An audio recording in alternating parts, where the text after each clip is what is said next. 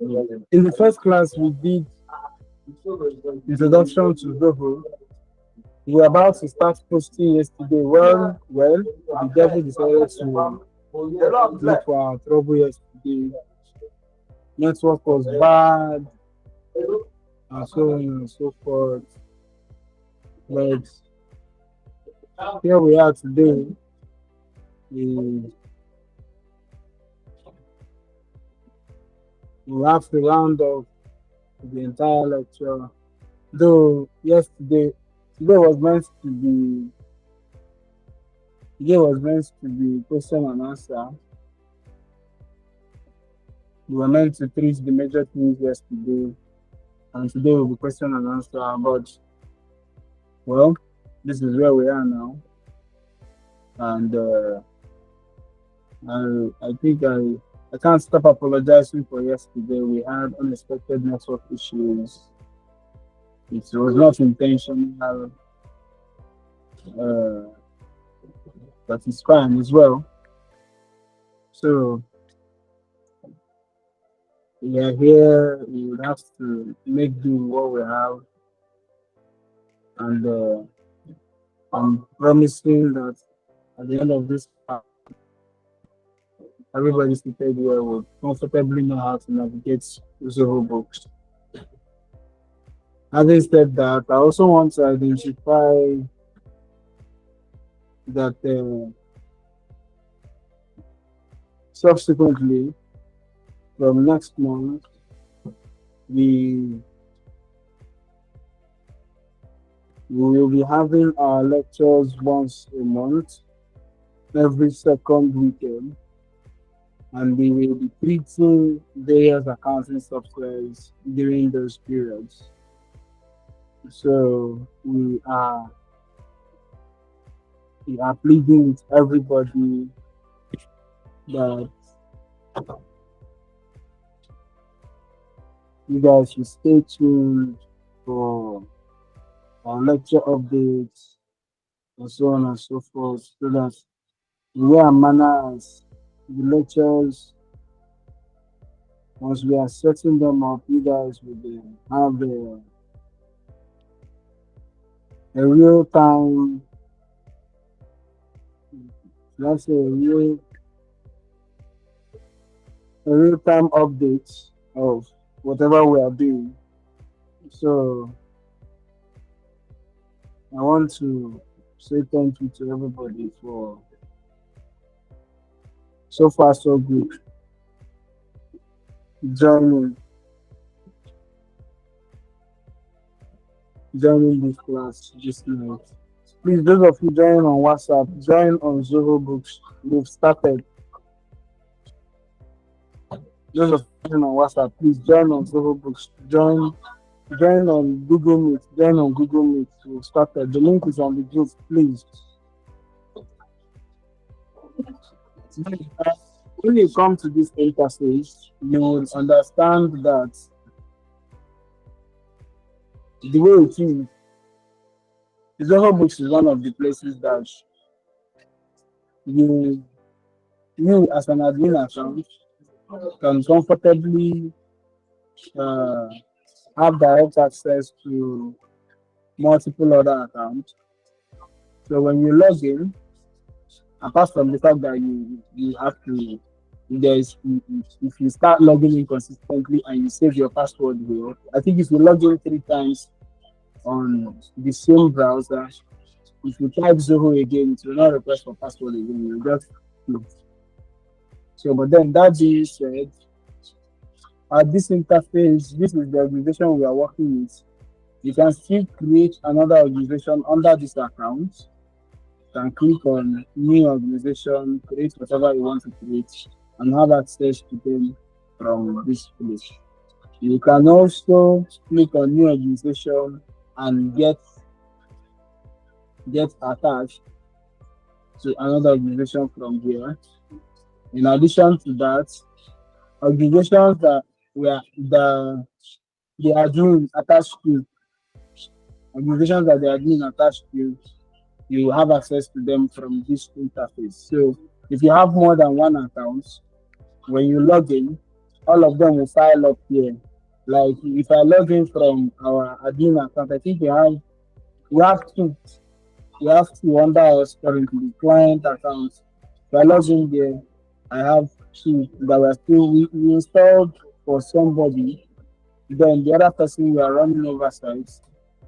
Okay, so back to what I was saying. Let me start from the beginning. So I said we've navigated we've navigated this bar, and then we've navigated this bar, and then I also said that if you want to create a new item, today we are making entries. So let's say you come to the office and your regular transactions are there. The first set of transactions will be the first set of transactions will be to set up your inventory items, the inventory you want to sell. Then if you have basic debtors and basic creditors that you are buying from, if you have creditors that you are buying from, these are shop people you are buying from, you create accounts for them. Then if you have debtors that you sell to on credit, like on a normal day, you sell to these guys on credit, you create accounts for those guys. Then if you have that, I think that's basically all. That's basically all. Then you can now set up opening balances for your accounts. That's if you have opening balances. For existing businesses, they in most cases they usually have opening balances. So you just have to set up opening balances for those accounts. Otherwise, if it's a new business or the business wants to like we are starting fresh on the accounts, then you just set up inventory items, set up debtors, set up creditors, and you are good. Set up debtors, creditors, and then the bank balance, and you are good. So now the first thing we are going to do is to set up the inventory. And I said that you can set up your inventory by adding the inventory. So if you want to add the inventory, you either click these items, click on items here, and it will open like this. Then you come here, click on create new item, and you have this. This is when you want to impute. This is when you want to impute it one by one. You don't want to impute it one by one. You can click on these three dots here, click on import, click on these import items, and you are good. So if you want to import just the inventory, you want to import just the inventory, then you can use import item. If you are importing the inventory and the opening balance, that is the quantity at hand, you use import opening stock. You use import opening stock. So there isn't import items here. Obviously, you just have to just pick the CSV file, CVS file, or Excel file. But there's a but here. Excel works, so but the best for you is the CSV file. So we're going to download a sample. We'll download a sample, show you what the sample is. The sample is even in CSX.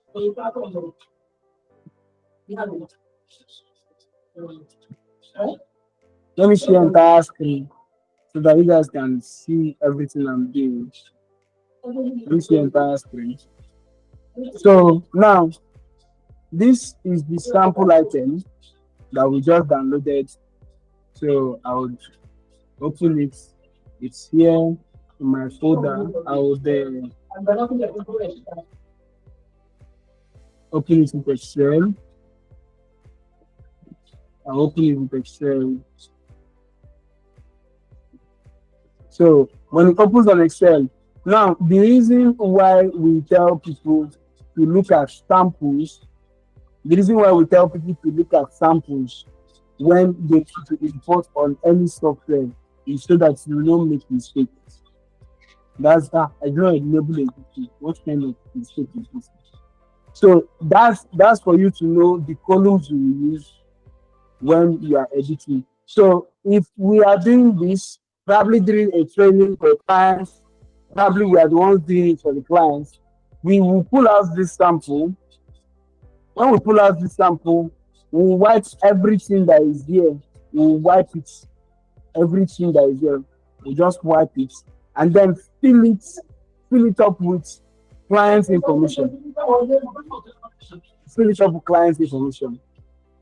You get. So it's basically for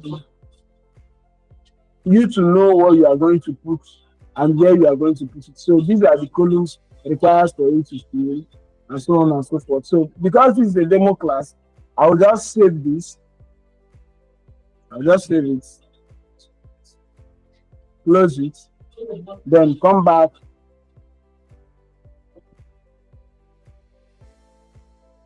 Close it, come back, and I will import it. So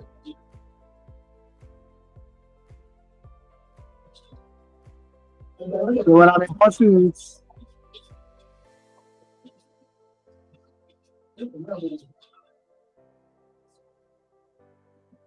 I've imported it now. I'll click on next. So it's going to bring up this place where you have to like match all these columns. You have to ensure that the tax type, it pick the tax type. The reason why you have to make sure you pull down and look at these places, if item name, this item name here is picking a different column, then there's a problem. But then, just for us to ensure that you don't need to stress yourself looking at this place, best believe you just download the sample, leave only the heading, clear everything, and fill it accordingly. I used to just like leave only two of the products here. So I'll be seeing what they did and then add my own product. When I'm done adding, I'll now clear that two lines and then I'll upload. So that's how we do it. But you have to ensure that when you've uploaded, the item name is item name, description is description, rate is rate, status is status. If rate is picking status, there is a problem. If status is picking product type, there's a problem. You have to go through this thing and be sure. Then, if it's sellable, all these ones now are not really, these two are not really necessary. This track inventory, you have to, there's no like, how should I even put it? We've already activated track inventory in the setting, but then, assuming we created a column for track inventory, we would have selected column for track inventory. But this track inventory is better for a manufacturing company. It's better for a manufacturing company. You need to know, this is where you know the variations between the raw materials and the work in progress output. But otherwise, this track inventory is not really necessary. Then the inventory valuation method, this is also not important because in the settings we go into the settings, so it's not really important. Then I think, but then this file headers, this place they call import file headers. So these are like the taxes that you pay. These are the taxes you pay. So whether it's VAT or withholding or whatever, so you have to just make sure that all these columns, they are correct. Tax name should not be picking initial stock. Tax type should not be picking tax percentage. So by the time we are done here, click on next. Don't check this thing, oh. Don't check this thing. If you check this thing, it means you don't want to be reviewing this like this. You don't want to be reviewing this. Now it has advantage and it has a disadvantage. If you just click next time, you find yourself here. And then you import. But there is an error. Then it's going to be a very big problem because there is no place where you can sit down and map it. So that's why it's better you just give it like that and map it accordingly. So you click on import and you have imported it. So this is how to import a stock item and all the items will come in. So if you have an Excel sheet, so normally what we do is for companies that are using manual, we use Excel, we type those things, format them in this column, and import them once. Then maybe if they are introducing new inventory, you now come here and start adding inventory. You can also click this create. You can click this create. When you click this create, from this create, you can click this item here. When you click this item, it will still bring you to this place of add item. So you can now fill the form the way we did it the other day. Select the unit, species, select the unit. So when you select the unit, the selling price is 500. The account is sales account, description, sales of code, then tax, standard purchase tax, preferred vendor. We don't have a preferred vendor. Track inventory item. So inventory asset account. If you want, you put the other point. It's not compulsory. But when you put the other points here, Zoho Books will automatically notify you each time this particular inventory hits the other point. So I'll just put the other points to be 20. I'll put the other points to be 20. And that's it. That's all. The purchasing cost, we use 500. So let's do 300 here. And then I think we are done. For sales tax, can select this as the sales tax. Then can say purchase of goods. Yeah. This is just technically you filling it according to how you understand this. And you are done. So you have this. If you want to edit it, you can come here and edit it. Otherwise, you are good. If you still want to delete it, you can delete it. If you want to adjust the stock, you click this place, brings you to stock adjustments, you adjust the stock, adjust quantity, this, that, and the other one, and so on and so forth. So, yeah, that's that for this. That's that for this. So, basically, we've added an item. The next thing we are going to do is to add a customer. The next thing we need to do is add a customer. You can also create a price list. Price list is more like a menu. Now, the thing is, if you create a price list, you create a price list. Normally, price list is there to guide you in organizations where you have multiple staff.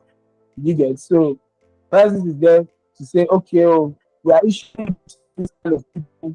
You have variety ranges of customers. Like let's say you sell to you sell both wholesale and retail, and then you sell to distributors at a different price. You sell to wholesalers at a different price. You sell to retailers at a different price, but you are still selling the same item. That's when you need a price list. So you can just create a price list. It's just here to guide you. It's just there to guide you on what you are doing. So this is how to create a price list. You fill this from here. By the time you fill it,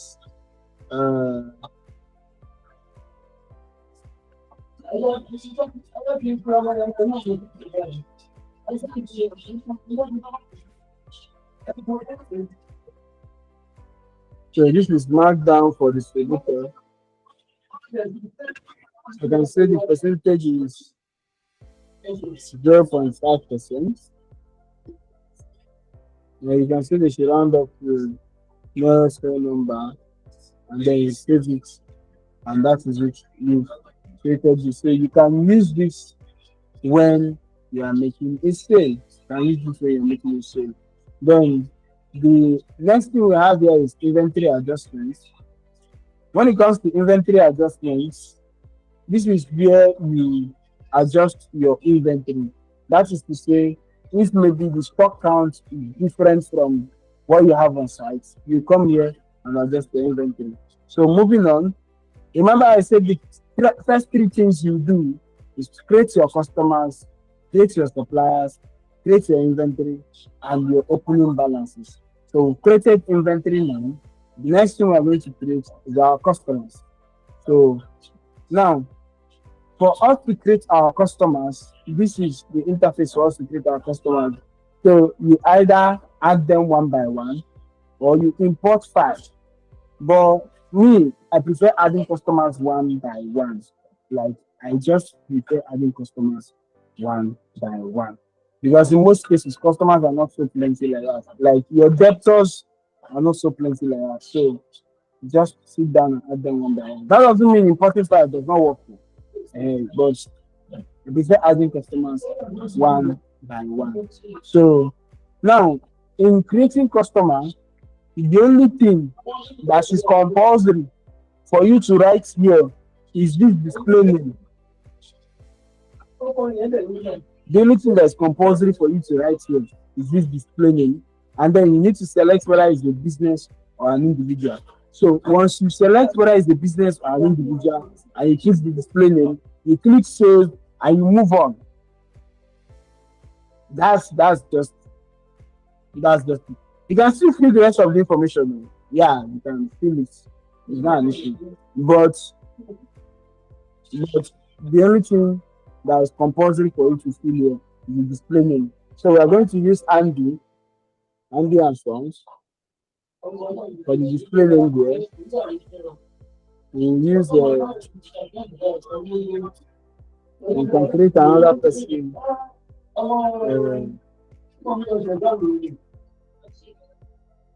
Okay, so back to where we were.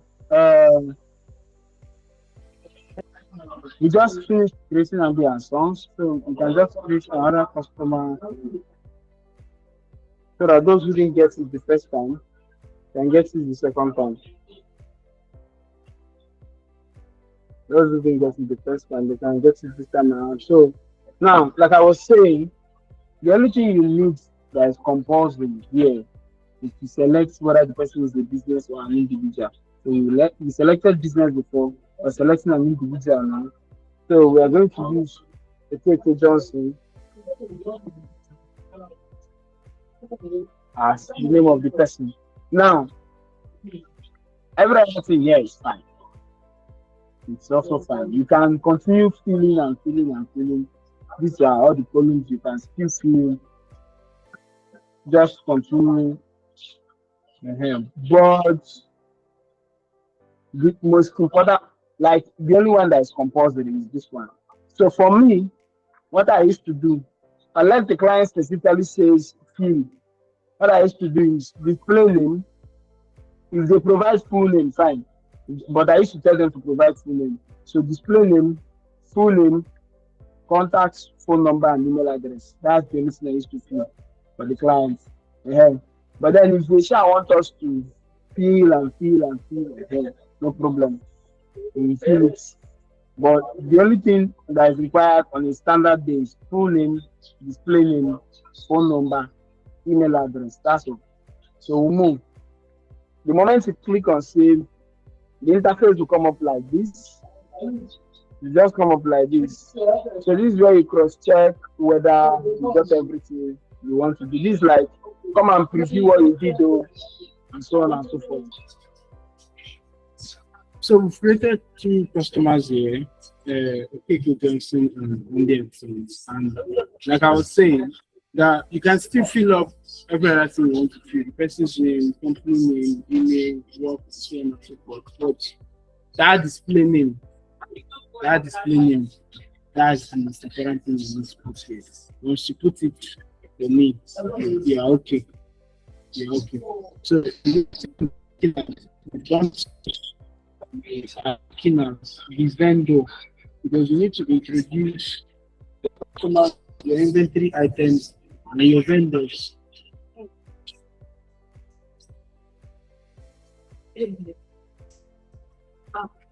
So the customers, yes, your customers and your vendors. So they have already created some vendors in the last class, but that doesn't change anything. Let me still create a new vendor now. So when you want to create a vendor, Usually you just click on purchases, the drop down, click on vendors here, and you walk into this place. But when you walk into this place, you just click on the plus sign to add a vendor. Like I said, you can always import. When you import, you will map it. Just the way we map the inventory. It's the same thing. You can import, you can map, and you can push.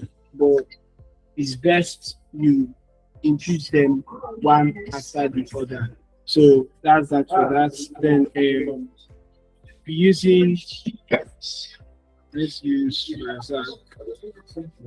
So this is Razak 34.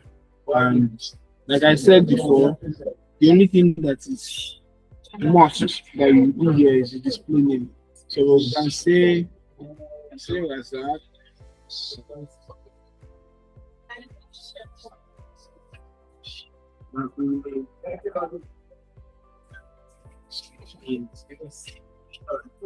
Kini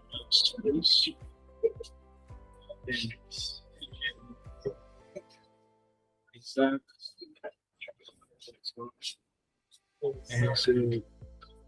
and so number 50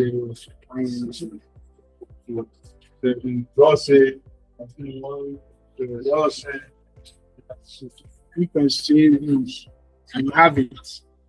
So debtors and creditors are exactly the same interface. The same way you handle your debtors, the same way you handle your creditors. It's just exactly the same thing. Both the imports, both the exports, everything is exactly the same. So that's that for the vendors. Now the next thing we'll be looking at is how to make other new entries. How to make other new entries. Now you can decide to go through this one by one. You can see items, you can see price list. Come here, you can see inventory adjustments. So that's the vendors. Then I was saying that you can choose to make your entries from this navigation. You can be looking for them one by one and be filling them. You can also come here, click on this plus sign, and select whatever you want to do from this place. So from this plus sign, we are going to treat everything on this page. By the time we are done, okay, at least at a glance, everybody that attended this class can be able to use Zoho books very, very well. Everybody that attended this class will be able to use Zoho books. So now, the first thing we have here is the add user. So I'll click on the add user.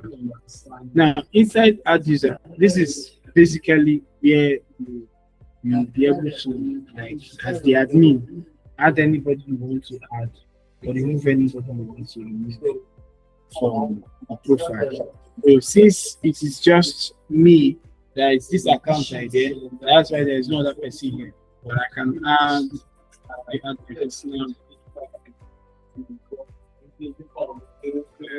I'll add my personal name so that you will see how it works. So you add the person's email address, the person gets a notification. This is it. So you can make the person a staff, you can make the person an admin. An admin has rights to add other people. A staff does not have rights to add other people. A timesheet staff is looking at just timesheet matters. Customer only staff just is looking at customer only. The person can be seeing other things, but the person cannot edit any other thing apart from what he was assigned to. But then all these things are preloaded. They are preloaded. So if you are assigning a staff customer only, you can ask, the person cannot do anything in payables. The person is just on receivables. The person is raising invoice, but the person cannot raise a P. So that's just various characteristics. So I'm going to assign an admin. I'm going to assign an admin. As you can see, it's written unrestricted access to all modules. Then let me select a staff so you see access to all modules except report settings and accountant, as you can see now. So for the timesheet staff, this is timesheet staff role. So it's only timesheet that you're going to. Then for customer only, can access and send customers only. So you can't edit any other thing apart from the ones assigned to you. So assign admin, give unlimited access. Now, when you are done filling this thing, the invitation has been sent, and so when you come here again, guys, assuming we have a user here before, come back here again. This is what it will look like. So if I go to my mail and accept this invite, I will be active here. So I will just go to my personal mail. Oh, okay, I'm not sharing that screen. Let me share that screen.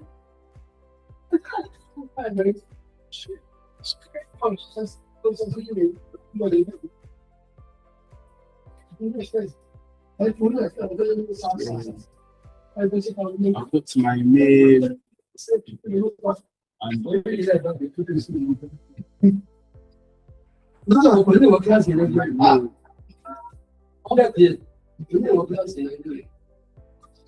go to my Gmail. Send me Gmail. Accepts this invite. So by the time I accept the invite, it is going to be active. It's going to be showing up.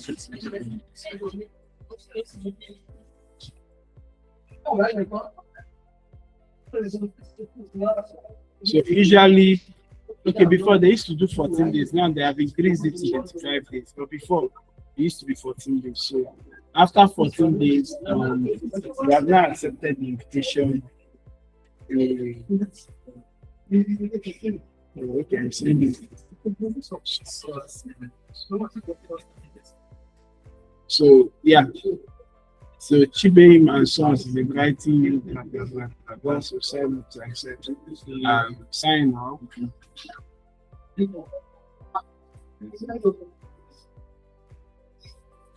I agree.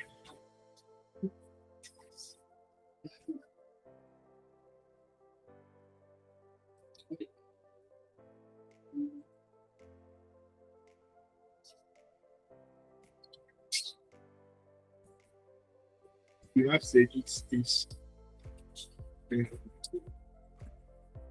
Your first name, your last name, and basic information.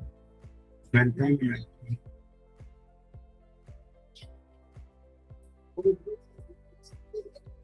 okay, they asked me for my own password. Password, yeah.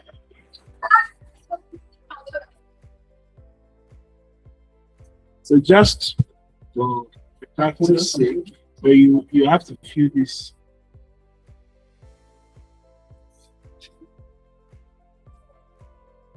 Just have to fill this.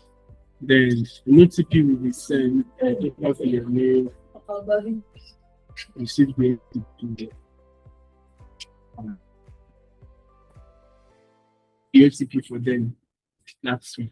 So the reason why we are doing all this is we didn't do it when we were talking about books, but then it's still almost the same thing. And that is it. So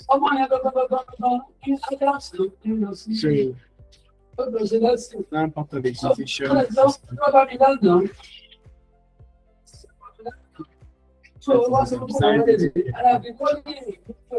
So that's how it works. There's no magic. And the next thing we'll be looking at is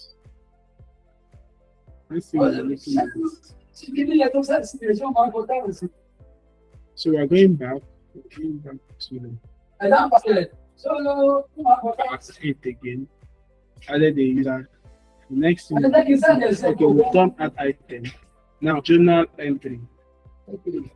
Journal entry. So if you want to make a new journal entry, you want to pass a journal. This is how journal looks like in QuickBooks, in Zoho books. This is what journal looks like. That's almost the same interval with QuickBooks, just a little bit different. Though they have this attachment here, they have there. If you want to add a support document as evidence to back up this journal, you can attach it here. Just click on upload file. You can upload a picture, you can upload a PDF. I don't think you can upload Microsoft Word. I've never tried it before, but I know you can upload a picture, you can upload a PDF. Yes, so I've attached the file. It's going to look like this. And then anybody that is viewing this journal, you can view this file by clicking on it. This file. Okay, you will not be able to view it until I publish the journal. So it's when I'm viewing the journal, you can see what I attached it. Not now. But then you can still view the journal. So if it is a reverse journal, you have to click this and then put the date of the former journal you are reversing. It's the date of the former journal you are reversing. So this is the first journal. As you can see, this is not editable. This is the first journal. This is journal number 1. So you can put whatever reference. There are companies that use reference. There are companies that don't use reference. So by reference, it's a serial number for journals. You can use JMV 001 or JMV / the account / 001 or whatever you want to use as a reference. Now, your reporting method: accrual and cash, accrual only, cash only. Restaurants, clubs, and bars, most of them do accrual and cash. A handful of them do cash only. For a bet transaction, they do cash only. You have to pay for what you are buying. So and so on and so forth. So you have to select which reporting method you are using. Now, the main business of the day: the account, the description, the account, the description, and the debit and credit. This tax here, please ignore it. Just ignore it.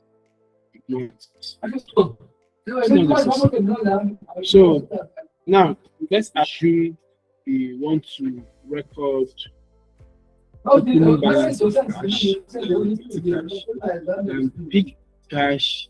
Remember, anytime you're making a journal, it's not as if the computer will not accept it, but it is best that the account you want to debit will be on top. The one you're crediting will be under it. That's number 1. Number 2 is to avoid confusing yourself. Don't use this arrow. Don't use it. I've seen a lot of videos where people are telling them you can do all your journals together and so on and so forth. It's not advisable. It is not advisable.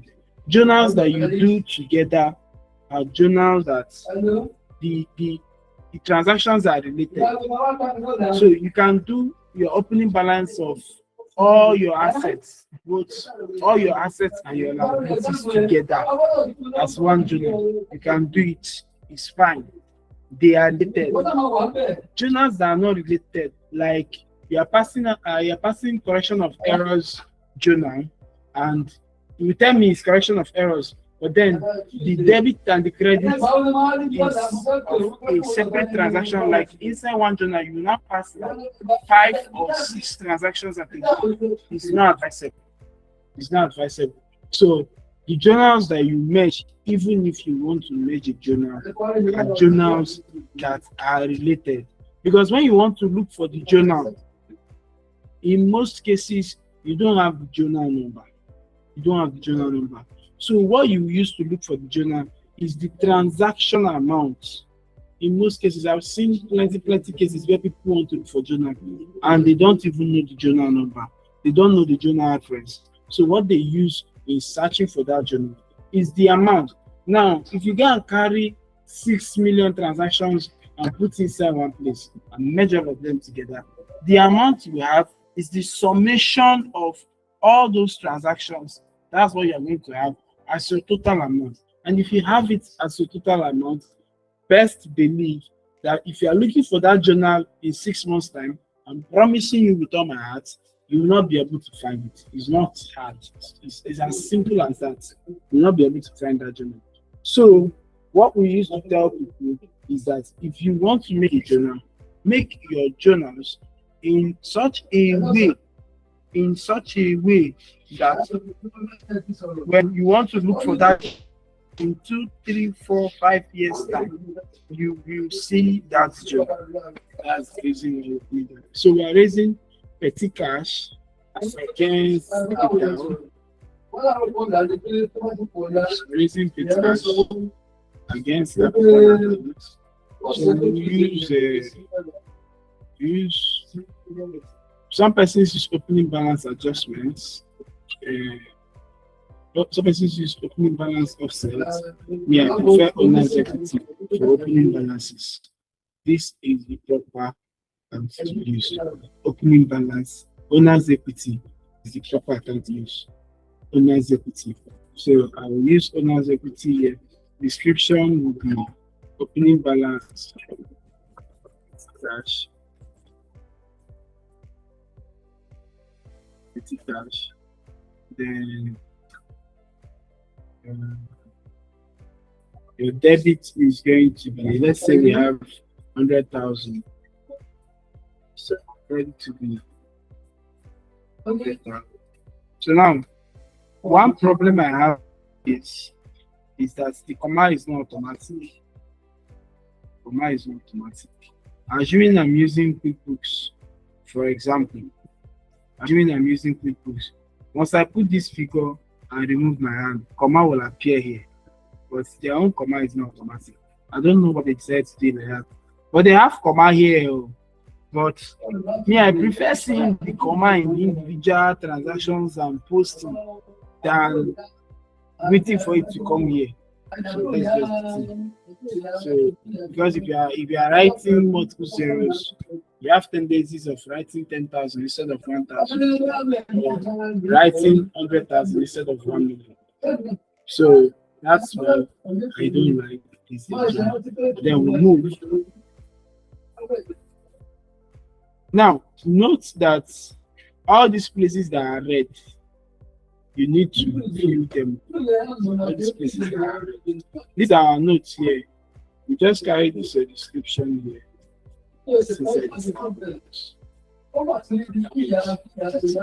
Save and publish, and we have done our journal entry. We've done. So if you go to your chart of accounts, you can see that petty cash now has 100K. Here's our petty cash. Petty cash now has 100,000. Are you seeing it? Now has 100,000, and our owner's equity now has 100,000. Our owner's equity now has 100,000. So it reflects automatically. It is real time. Now the next thing we'll be looking at is the log time. This log time and weekly log is not important for SMEs. Like small, it's not important. It's not even an accounting module, but I'll show you the log. It's not important. Now, what they use this to do is to log a project.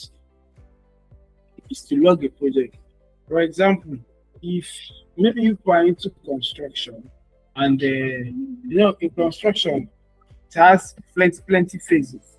If you want to build a house, for example, there's a time you do the foundation for the fence, and then you raise the fence. You now come and do the foundation for main building. You now, after doing the foundation, the building comes out from foundation. You do the first floor, do the German floor. Now start taking it up to other heights. Now, all those specific, should I call it milestones towards achieving that project? These are things that you put here in the log. These are things that you put in the log. That's what they use this log for. Otherwise, it's not even necessary. And there are some construction businesses that don't even use it at all. So they don't use it. So this log is, if you want to set a custom log, this one, if you want to set a weekly log, more like a weekly target, that's what they use this for. So it's not really an item like that. Then for this inventory adjustments. Let's assume that your inventory now, your inventory has your stock. Let's say what you have in your shop is 100 pieces, but what QuickBooks is giving you is 120 pieces. Maybe due to damages, maybe due to theft, maybe due to fire. It can be any reason why your inventory quantity is no longer carrying with inventory you have on site. There might be invoices you raised. There might be invoices you raised that the person did no longer carry the product. The person did no longer carry the product. So you will need to adjust the inventory to say that, well, this inventory is still here. But then, on the part of inventory raised, because we've had that issue with the clients that had inventory she raised, and the clients did not pick the product. On the part of invoices raised, if number one, the client has not paid for that inventory, the client has not paid for that product, that like somebody came now and then the person said, I want to buy maybe like we are using Fanta for example. So the person said you want to buy Fanta and so on. You now issue an invoice, then something now happened and the person did not now carry a product and leave. If the person have not yet paid, notify the person and cancel the invoice. Notify the person and cancel the invoice. Not just do the adjustment. Notify the person and cancel the invoice. If you adjust it, by the time the person comes, you are most likely not going to honor that former invoice the person is with. So you now see yourself recording sales for a particular item twice, which will make your revenue skyrocket and give you unnecessary value added tax that you are not even supposed to pay in the first place. Let us not even go to the fact that if the figures are material in nature, it automatically means that your financial statements is not reliable. So to avoid one problem leading to another, best belief is that if you want to adjust your inventory, the major key times you come here to adjust for the inventory is there is a damage, there's a pilferage, that is one or two is missing, or there is drawing. Let's say the owner of the place decides to just walk in and carry one crate of stuff and go home for his weekend. You just come here and adjust it. Simple. So that's the reason. And if you come into this place when you are filling this form, they will tell you to select a reason why you are reducing this. Now, inside this reason, you are seeing stock on fire, you are seeing stolen goods, you are seeing damaged goods, stock written off, stock taking loss, inventory valuation. They did not tell you they did not tell you returned goods or they forgot to carry goods. So there's a way we handle that, and there's a way we handle that. It's technical in nature, but there's a way we handle it. So for the reference, you can choose any reference you want to use. Maybe a IMV/AGJ/001. That is the inventory adjustments number one, or whatever works for you. Hyphen, anything. Well, this reference is not compulsory. The only thing that's compulsory is to tell them why you are doing it, and then you can add description. We are adding description because if external auditors come, you will not explain too much. Otherwise, there's no need. There's no need. So you need to select the inventory item that you are adjusting. So selected code, just click, and then code is 04. So we are adjusting it to 100. So the quantity adjusted is now 100. Now we've adjusted this. So if you want to, you can adjust as many as you want to adjust at a go, and still adjust as many. So this is the formal quantity, that is the quantity of the QuickBooks, then I can tell them that what I have here is 426. So the quantity adjustment is 4. So when you are reducing is minus, when you are adding, there will be no sign here. So by the time I'm done, I'm going to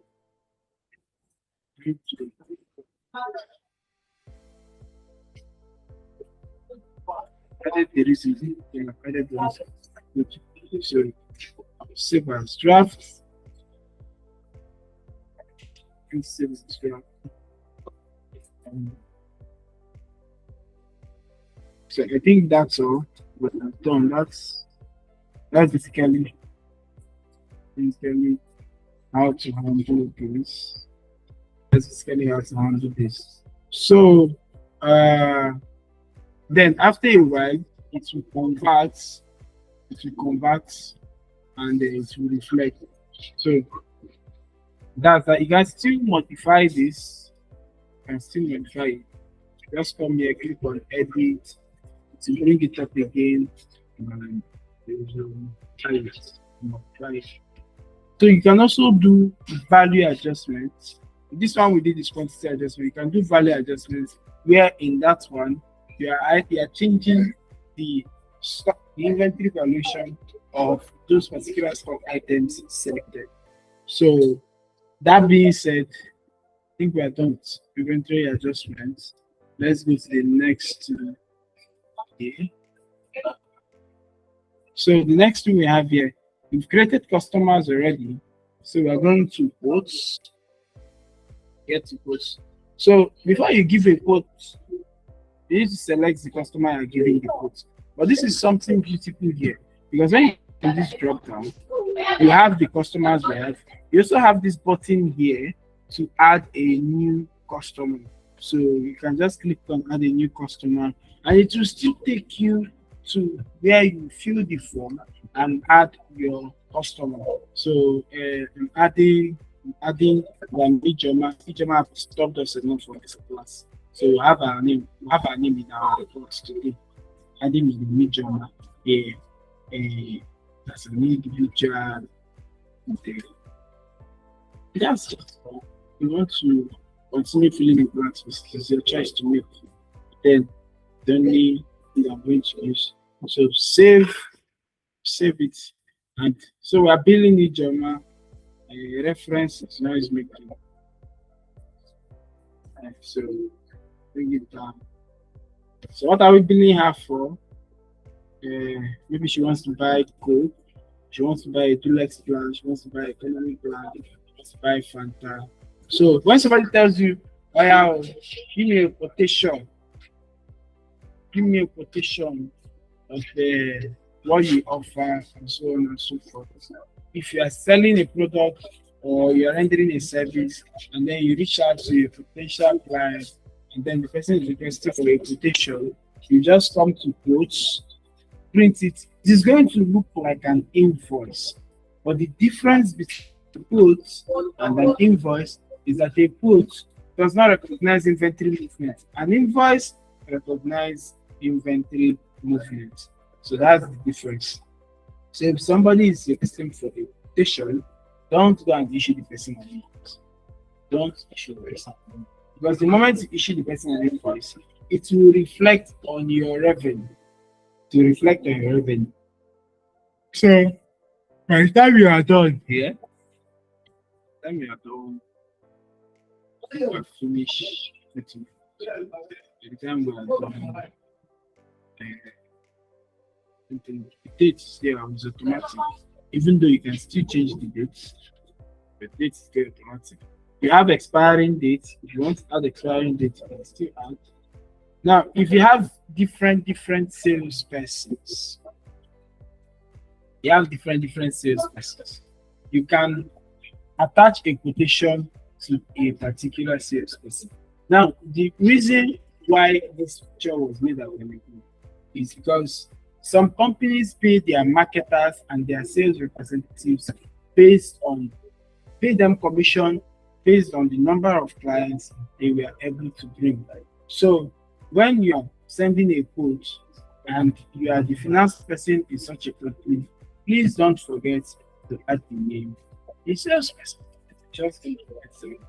So by the time we are done, we have filled everything we need to fill, fill, save, and send. So both has been created. If you want to send it, put the person's email address and you send it. If you don't want to send it, click cancel. Your quote has been created and it is there for you. That's all.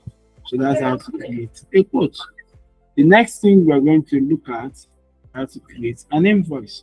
Now, in invoices, you have your normal invoice and the recurring invoice. You create them almost the same way. But I want to be specifically clear about something. When we're talking about recurring invoices, we're talking about income that you know, income that you know that no, this money is going to come, whether the devil likes it or not. That's the only invoices that are recurring invoices. If the income is sure, but there is a possibility of changes either in valuation or in quantity, then you don't need to put recurring invoice. You just have to sit down, stop being a lazy ass, and record the invoices one. So there's a difference between the two. One is in one of invoice, the other one you set it up and it will be reflecting periodically. You want to be reflecting every day, fine. You want it to be reflecting weekly, better. You want it to be reflecting monthly, best. Quarterly, best of best. So that's that for recurring invoice. So we open an invoice, you see how we create invoices on this profile. So same way, same way, the same way. Now, if you are selecting invoice for the first time, I forgot to say it at the beginning of the class, but then it's good that this pop-up came in. You remember it. You select if you are doing invoice for the first time. This we have three types of discounts for the non-accountants. We have three types of discounts. We have what we call quantity discounts. We have what we call trade discounts. We have what we call cash discounts. Let me say it again. We have quantity discount. We have what we call trade discounts. We have what we call cash discounts. Quantity discount is the discounts that if you buy one, we give you 10 naira. If you buy 10, it is no longer 13 naira each, it's now 15 naira each. If you buy 50 upwards. So let me give you a clearer understanding. You will see some companies doing promo.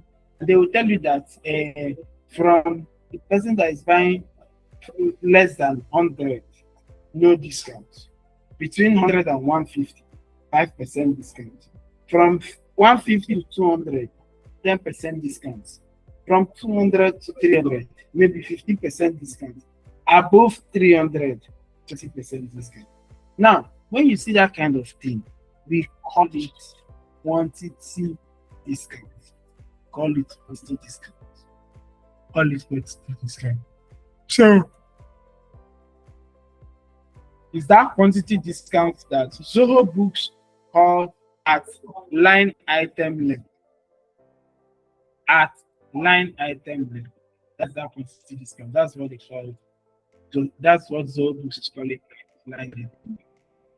But the issue there is, I think I just found something better and something more direct to relate it to, because I have a lot of call me and ask me which one is at line item level again. So I think they should have called it discount per product, discount at transaction level, better than this at line item level. The grammar is grammaring for some persons who will not privileged to school. They will call you, they will ask you which one is that.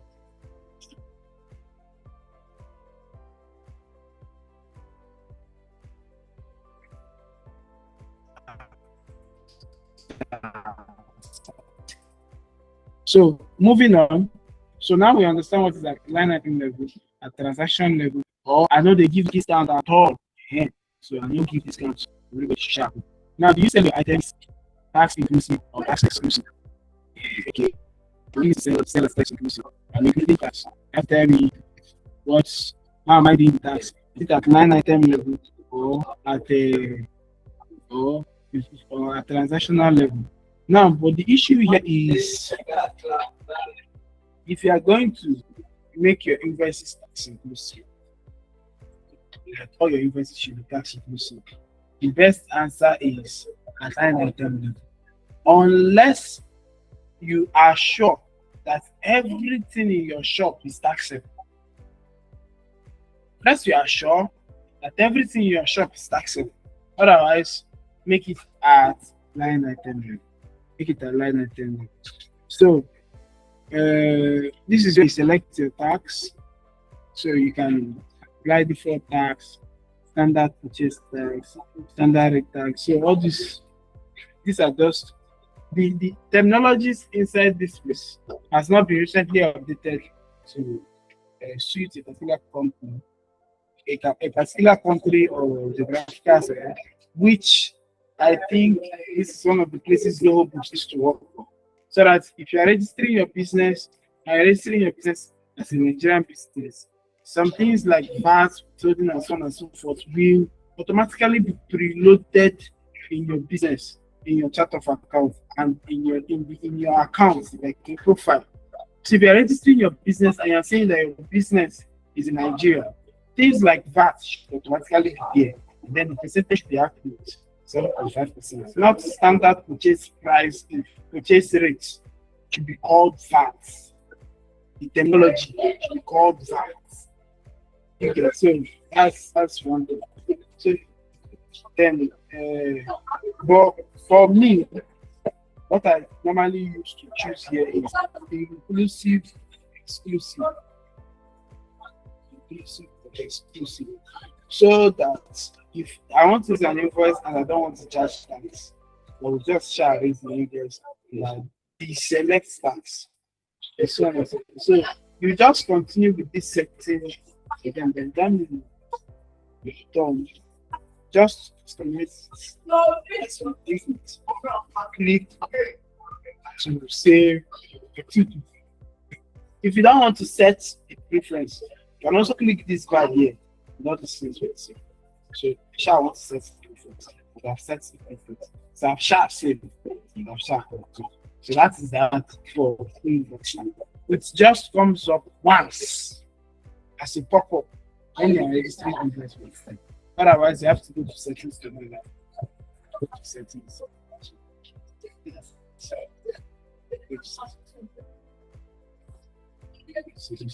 So you can add your freeware, the user preferences.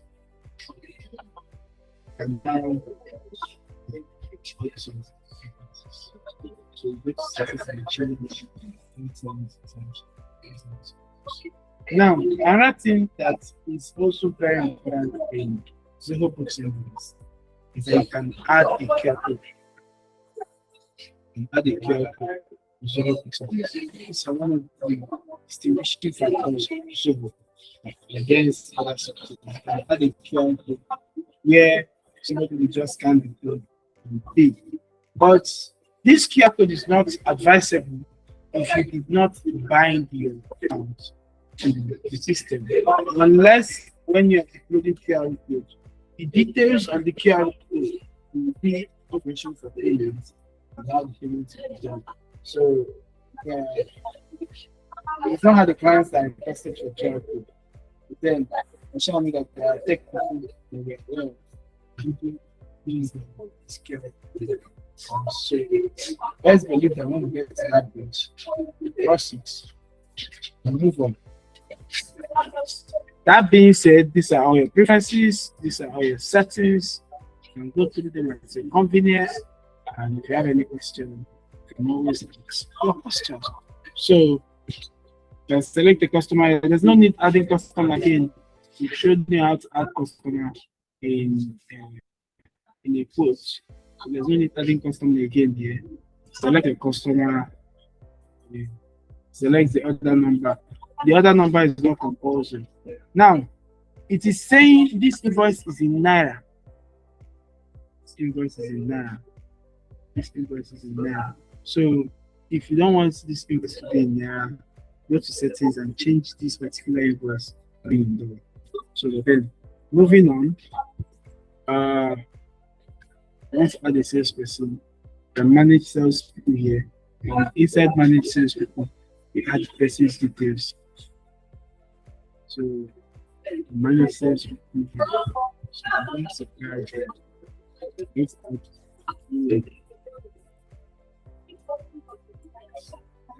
salesperson.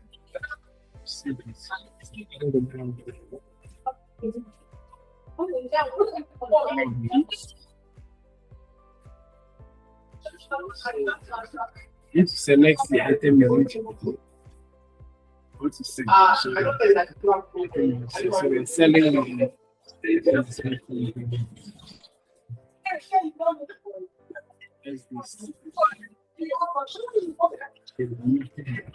now, essence of this price list, you have different percentages that you can add to the same.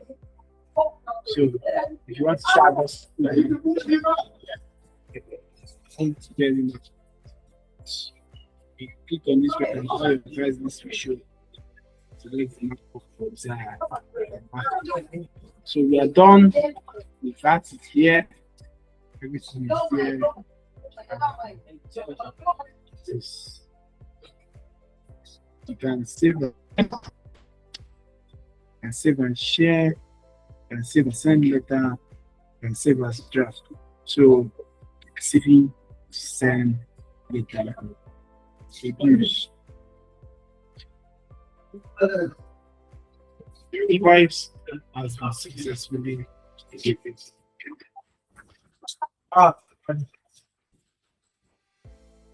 The dish is copy of the invoice. If you shout, that's invoices.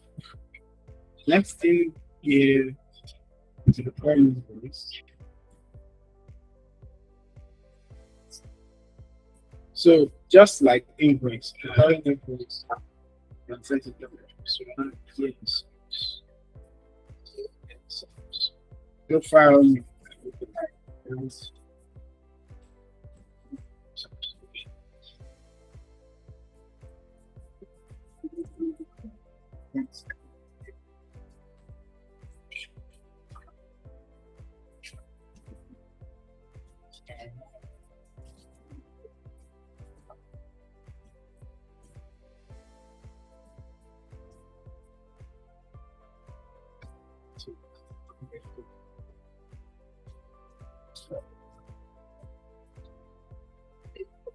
I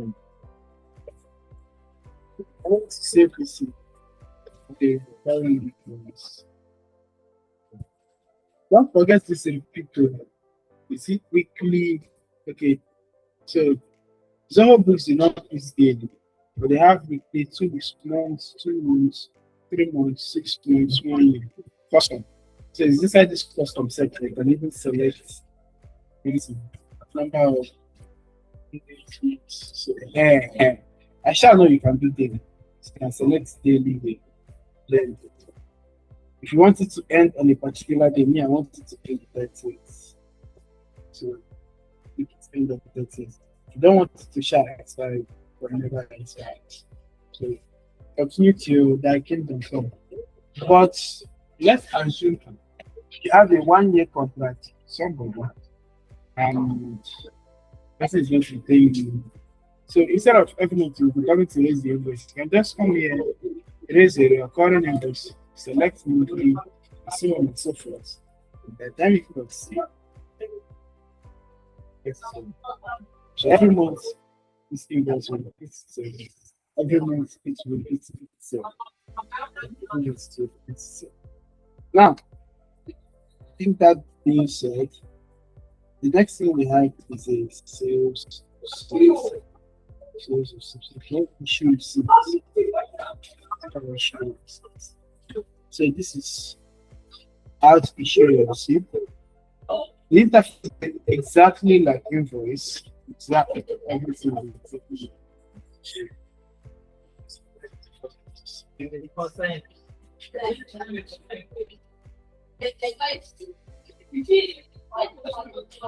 So that's it. Issue receipts. Upon selecting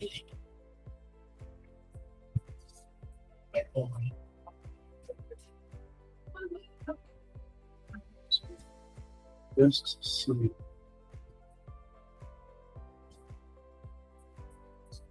Yes. So that's that. That's that for sales receipts. That's it for sales receipts. So the next thing is customer payment and credit notes.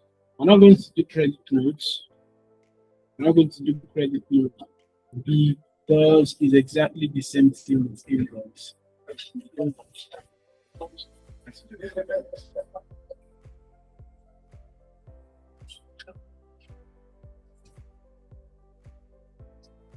So yeah, select customer name. So select the customer that made payments. Amount received 300. Amount justified. Where did it go? Is it petty cash? Is it undeposited? We have petty cash and undeposited funds. That's what Zoho does with it. If you want another account outside this two for cash, you have to go and create it. Then let me show you on the funds first. After we go to type of account, then you need to. This is a payment.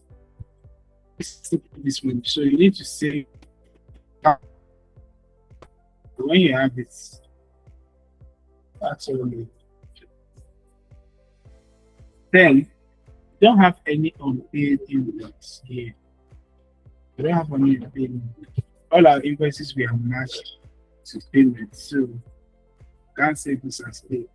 Normally, by the time you want to record the payment, you've done selecting the amount received. You come down here and select the particular paid invoice for this customer. Let me see if I have any customer. Which customer invoices? I think so to each of them.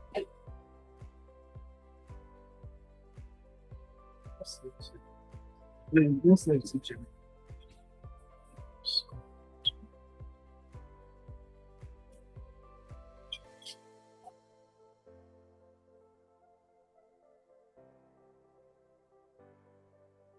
So you need to select what the person is doing. That is what the person is paying for. You need to select what the person is paying. So when you have what the person is paying for, you don't have any outstanding income, so you can't simply set the income. But then how it's done is you fill up this place. By the time you're done filling up this place, you click save as paid. So that is it. So save. Save as paid.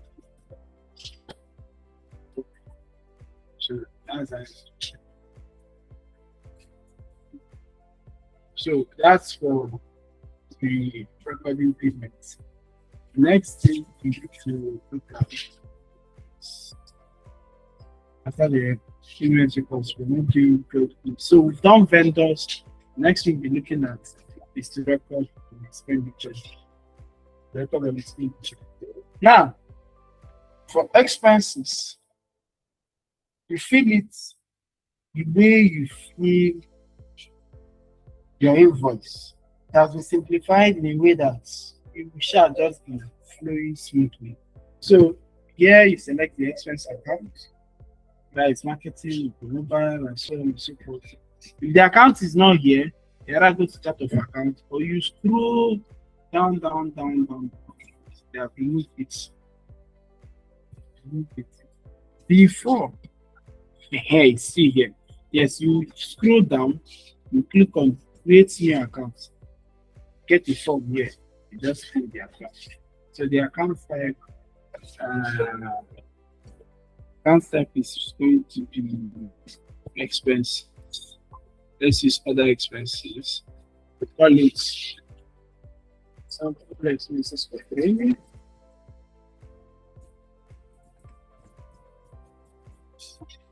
That's all. You want to put account code, fine. If you don't want to put account code, you leave it like that and remove them. But before you put account code,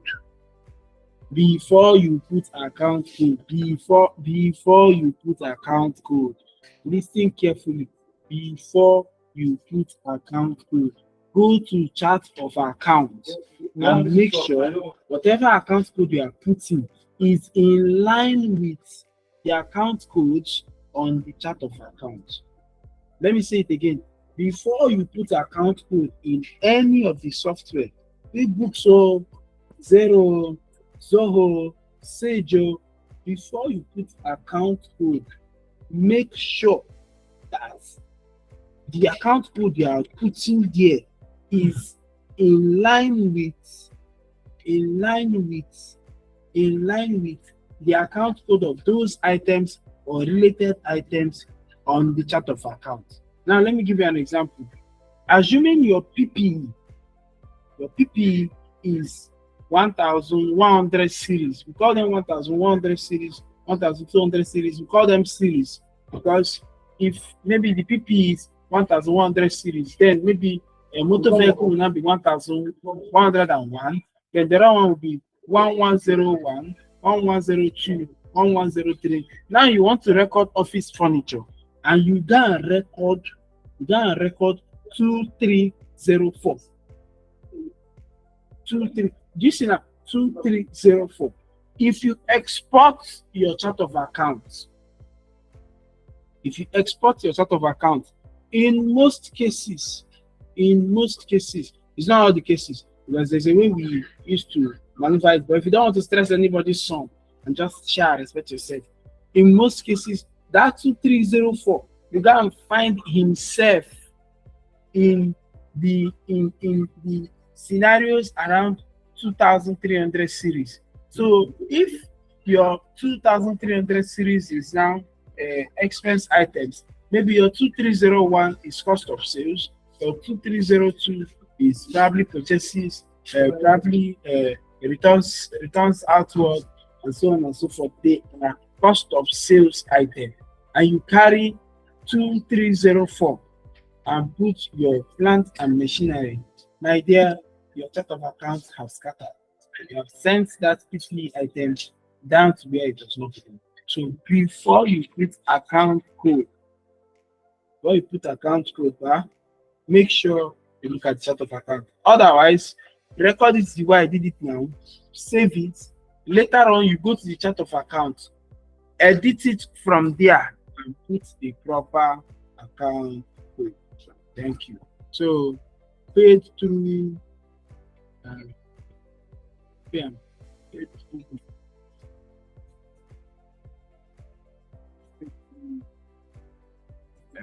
Cash. It's basically touch. I've never touched them before. So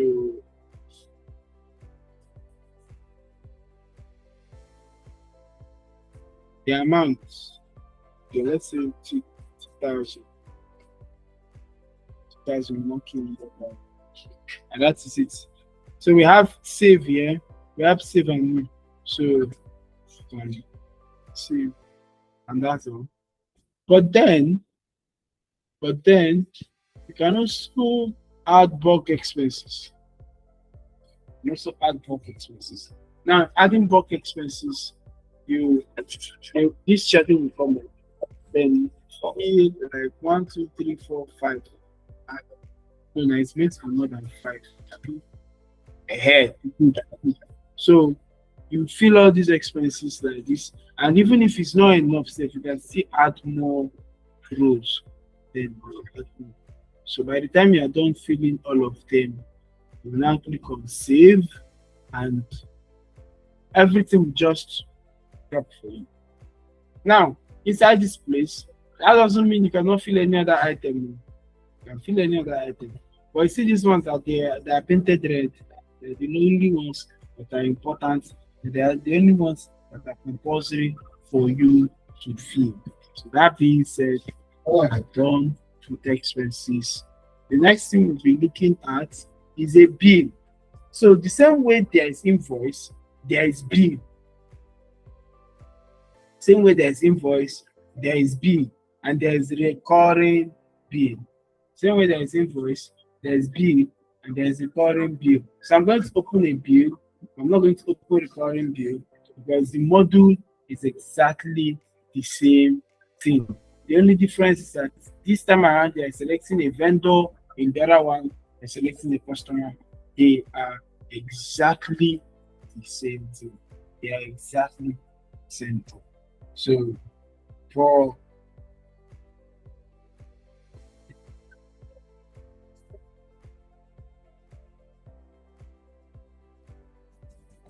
they are exactly the same thing. Now I'm going to select a vendor here. And let me select Apple. Select Apple. So there is this key that is here, whether you have purchase discount. So just ignore it. You don't have any discount. So this is bill reference. For every bill, there is bill reference. Please always ensure you reference all your bills. They are very, very important. So I'm going to put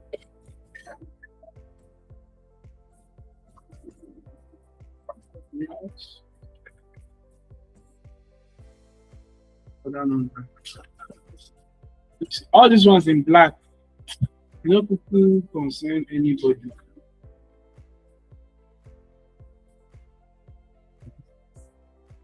Concern anybody.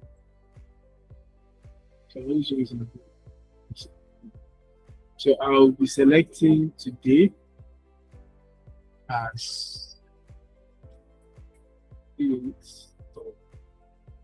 so automatically it's going to accounts payable, but you can reroute this.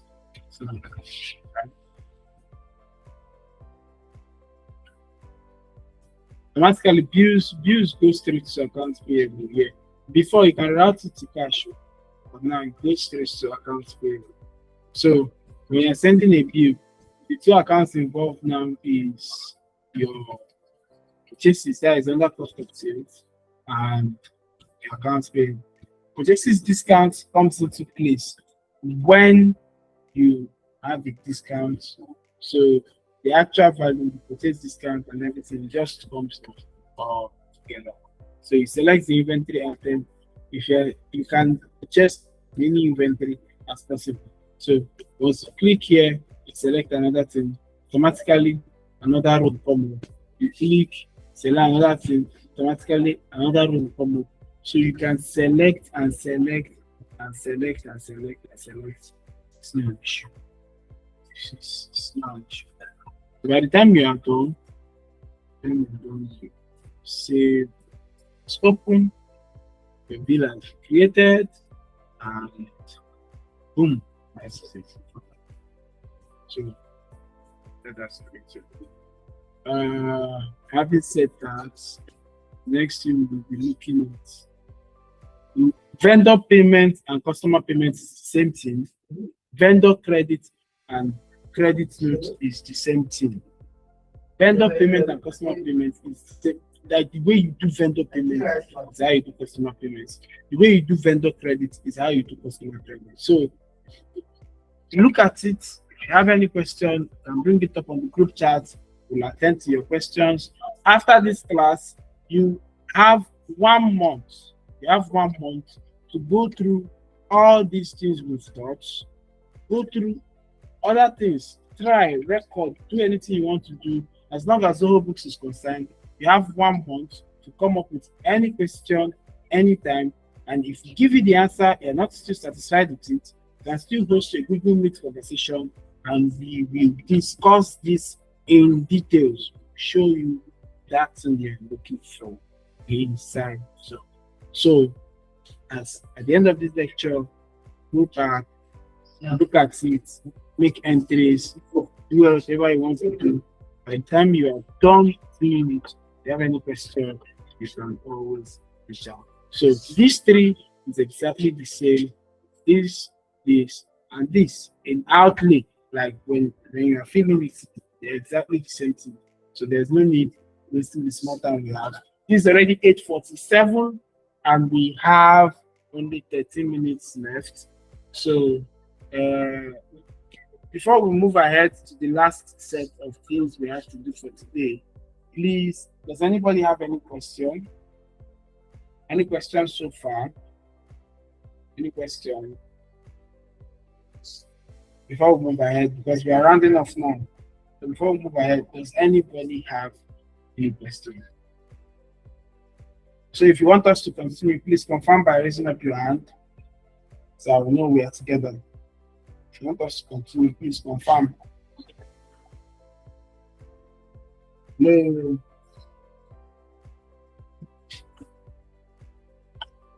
Hello, if you want us to continue, please confirm by raising up your hand, so I will continue. I want to be sure you guys are following. Thank you, Madam Fatima. Thank you. Mr. Victor, are you following? Please, I want to be sure everybody is following. Madam Jennifer, are we following? Okay, that's fine. You can bring the hands down now. So let's move on. Let's wrap up for the evening. Now we have bank transfer, card payment, owner's draw, and other income as the last set of things we will be doing for today.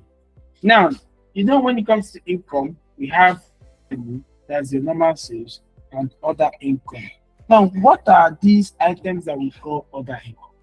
Items we call other income are specific items where they are not part of the routine business activities, but they shall give the business more.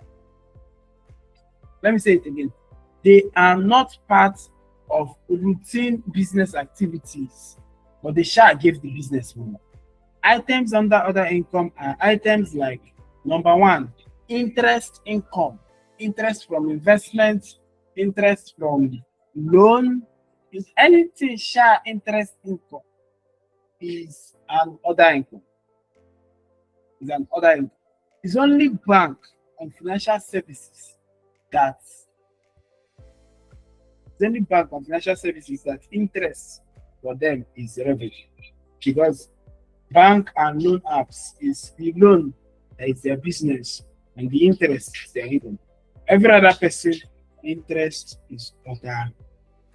Interest income is other income. Another one is rent received. Rent received. We have two types of rents. We have two types of rental transactions in a business. We have rent received, we have rent paid. We have rent received, we have rent paid. Rent paid is when you are the one paying your landlord. Rent received is when your business now is the landlord. So rent received is other income.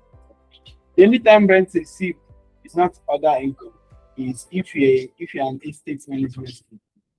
Just the way when we were having a conversation, a cross conversation of accountants in a meeting sessions, we had a tech accountants meeting.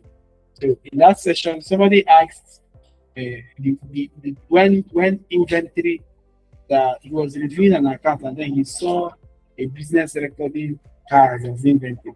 And I asked him, what is that business into? He said the man is selling cars. I said, hey, now that's his inventory now. He said, but car is PPE. I say, yes, car is PPE to other businesses. But this guy buys cars for the purpose of selling them. So because he's buying car for the purpose of selling them, that is the reason why car is an inventory to him.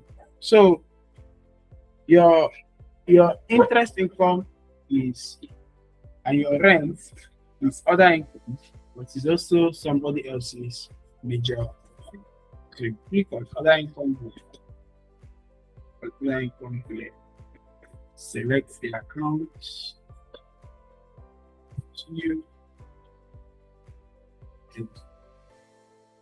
so classify it. It's general income. Any of the classes of income they have here, I shall just classify it. You know that purchases discount is also other income.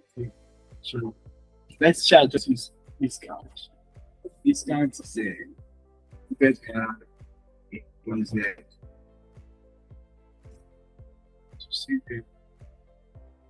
So that's all. That's all. That's all. Just when you're done. When you're done, just click on save and you recorded the account.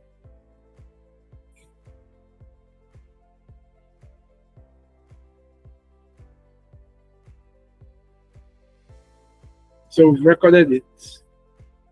Recorded the account. That's okay. Now, the next thing we are going to look at is bank transfer. So when you look at this bank transfer, it is where you are transferring money from one account to another account. When you are transferring money from one account, that's bank transfer. That's bank transfer. When you are transferring money from one account to another account. So what you are going to do is the account where the money is moving out from. Transferring to another account. If you are transferring from another account, the account where the money is going to, that's where you are sending it. So you are transferring to that. So,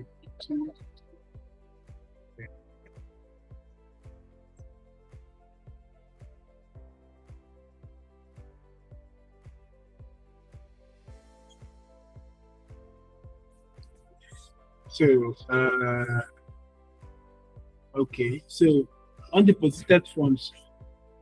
Sorry. I forgot that this account is saved.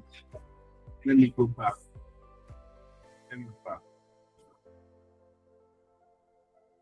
Sorry.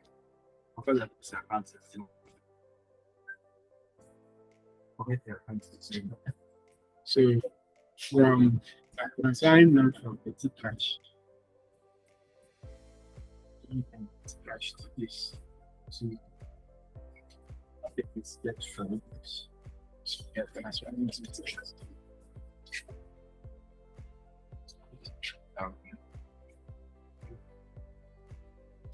Everything you can share put description and so on and so forth. Please, for your description, ensure you use items that when you look at it, you'll be able to answer questions and things. When you look at it, you'll be able to answer questions. Because when your external auditors come around in office, they're looking at these records, they will have plenty questions if your descriptions are not straightforward. But when you're making descriptions in advance, ensure, try your best, do everything possible to put just a handful of sentences that will make it, you get, one person looks at it, the person understands the question. So you can click on save. With the resultant effect is that you see the balance here is now 78,000. So you've moved 20,000 from petty cash to undeposited account. So that's how it's done. So the last, we have card payments and owner's journey. Now on card payments, it's almost the same thing with bank transfer. It's almost the same thing with bank transfer. It works exactly like bank transfer. This is the interface, this is everything. It works exactly like bank transfer. But I would prefer you use bank transfer. You only use bank payment, you only use card payment for transactions between intercompany related problems. But now the intercompany model is not even there again. So I think the best thing to use here for this is Best thing to do here is transfer. That's the best thing to do here. Though card payments can also be used for maybe you're moving between two accounts, not just uh, petty cash now. You can move between maybe Access Bank, Access and Access, or GT and GT, or Union and Union, and then you can use card payments for that too. Though transfer works for all of them as well. So for me, I don't really see the need for this card payments. I don't really see the need for this card payment because everything this card payments does, this bank transfer it does it as well. So that's just that. Then the last thing on the model or the create is owner's drive. The last thing on the model is owner's rights. As we all know, for every owner managed business, the owner will always at various times intervals put hand in the business collect money, especially all these small businesses and one-man business. Eh, Inside Papa Chinedu's shop, the house rent is coming out from that shop. The children's school fees is coming there. The doctor will eat shawarma from the same shop. Everything is still the same shop. That's how majority of micro businesses are being done. So if you want to record a video, you shall just come here, click on owner's job, select the account, and then it's going to select the account and it's going to it's the amount. We are drawing 10,000. That's maybe for price.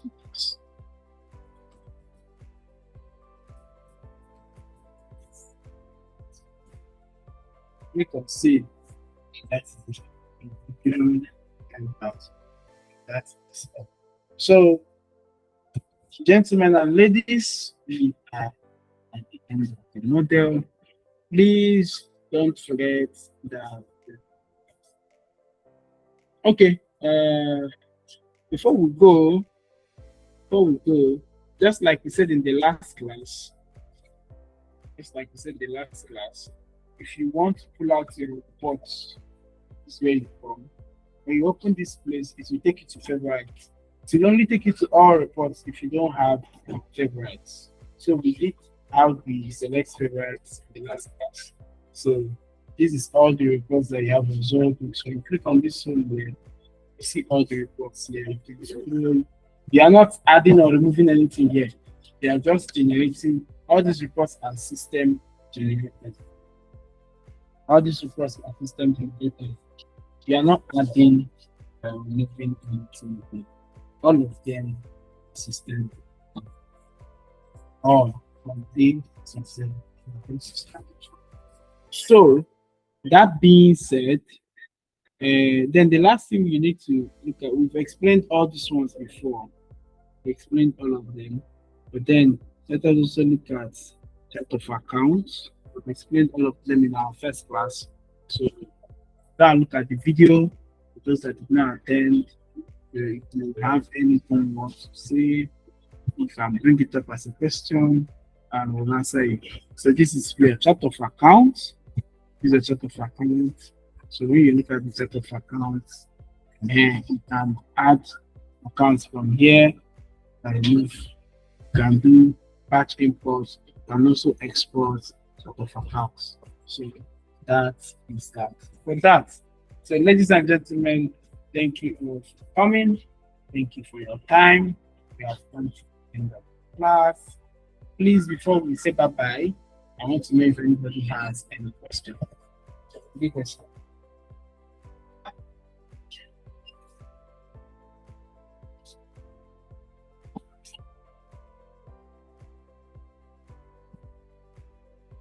No question. Okay, so since there is no question, I want to say thank you for coming. Please enjoy the rest of your week.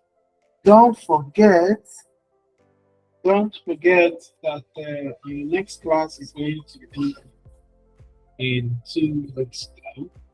Our next class is going to be in 2 weeks' time. So that's the last thing to say. Thank you very much for coming. Enjoy the rest of your week. Wish you a happy and successful week ahead of you. Good night. Thank you very much, sir. Welcome.